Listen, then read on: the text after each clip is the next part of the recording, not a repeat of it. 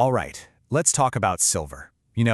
It's a metal you probably don't think about all that much, but it's quietly become this irreplaceable backbone of our entire technological future.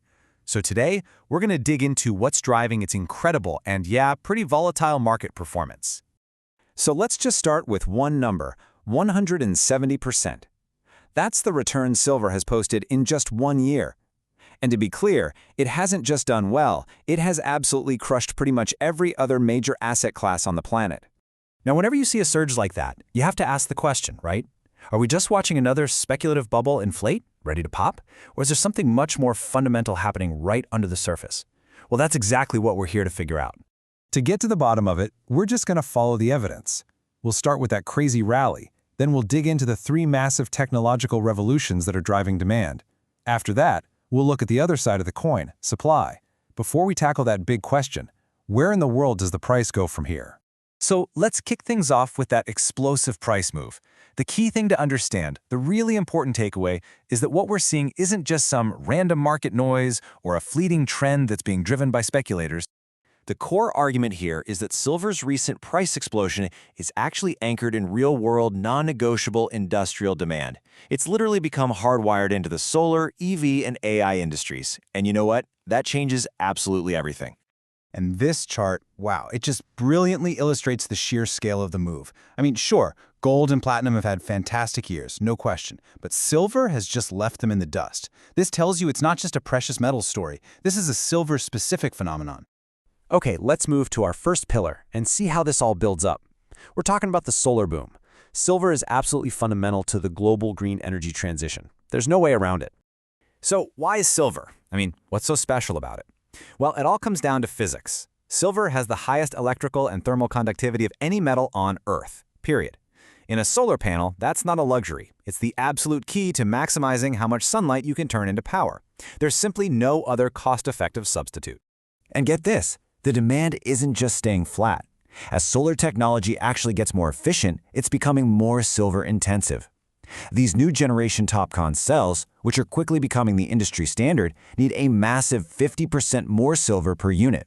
So our second pillar, it's the electric vehicle revolution. And just like in solar, silver is the quiet but totally indispensable workhorse in every single EV that rolls off the assembly line. It's literally everywhere, from the crucial contacts in the battery management systems to the miles of wiring and all the onboard electronics. And it doesn't just stop with the car. Silver is essential for the charging stations we need to power the whole ecosystem. Every single link in the EV chain just creates more demand. Now, our third pillar is maybe the most powerful and definitely the most modern driver of them all, the backbone of artificial intelligence. So here's the crucial point. The AI boom runs on data centers, right? And those high-performance AI servers require 2 to 3 times more silver than their predecessors. Its unmatched conductivity is absolutely essential for managing the immense power and heat these systems generate. In this quote right here, it gets to the heart of the matter. For a tech giant building a multi-billion-dollar data center, the cost of silver is just a rounding error. They need the performance, and they will pay whatever it takes to get it. This is what economists call inelastic demand. The price almost doesn't matter. So what we have is this trifecta of relentless, price-insensitive demand. But what happens when that demand collides head-on with a constrained supply? Well, that's the other side of this equation, and this is where the story gets even more dramatic. Just think about this for a second. For 5 straight years, the world has used more silver than every single mine on Earth has been able to produce. This isn't a fluke. It's not a one-off event. It's a persistent, compounding imbalance that is just steadily draining global stockpiles year after year. And that brings us to this key term you need to understand: a structural deficit. It means the gap between what we use and what we mine isn't closing. The market is fundamentally out of balance, and we're just drawing down our inventories over and over again. And we can actually see the effect of this squeeze in a classic market indicator, the gold-to-silver ratio. Think of it as just a measure of their relative value. For years, you needed 80 or 90 ounces of silver to buy 1 ounce of gold.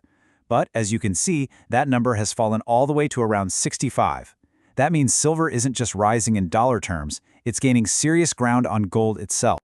All of this brings us to the final critical question, With such powerful fundamentals, where does the price go from here? And this is where we see a really fascinating split in opinion between, let's say, Main Street and Wall Street. On one side, you have the retail investors. A recent survey shows that a clear majority, we're talking 57%, believe silver will cross the $100 per ounce mark in 2026. Their confidence is really rooted in that undeniable industrial demand story we've been talking about. But then you look over at Wall Street, and the tone is much more cautious. The analysts there, they're looking at the charts, not the industrial demand. And they're warning that the price has gone way too far, way too fast, and has entered what they call extreme overbought territory. In simple terms, they believe the buying frenzy is unsustainable and could lead to a sharp, sudden price collapse.